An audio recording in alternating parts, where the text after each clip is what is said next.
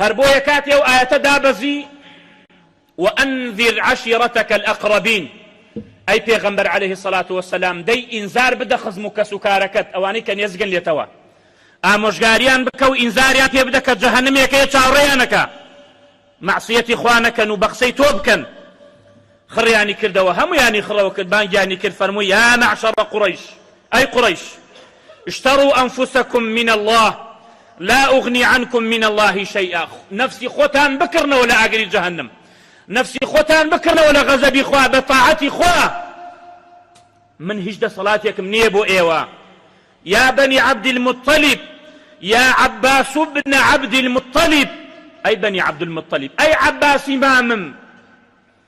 لا أغني عنكم من الله شيئا هيش إسفاديكم بوتانية هذا قيامة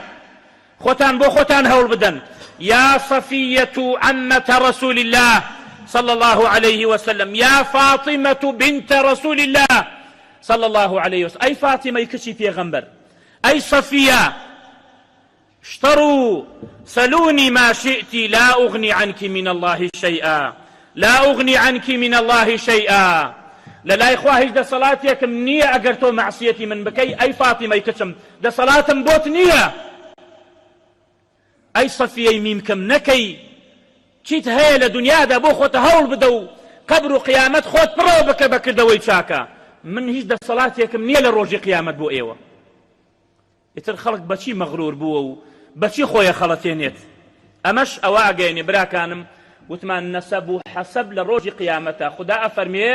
نەسەب و حەسەب لە دنیادا ئیسفادەی هەیە و زۆر شتێکی چاکە و زۆر بە حورمەت و بەڕێزە بەڵام فەئیذا نوفخ فی الصور فلا أنساب بينهم يومئذ ولا يتساءلون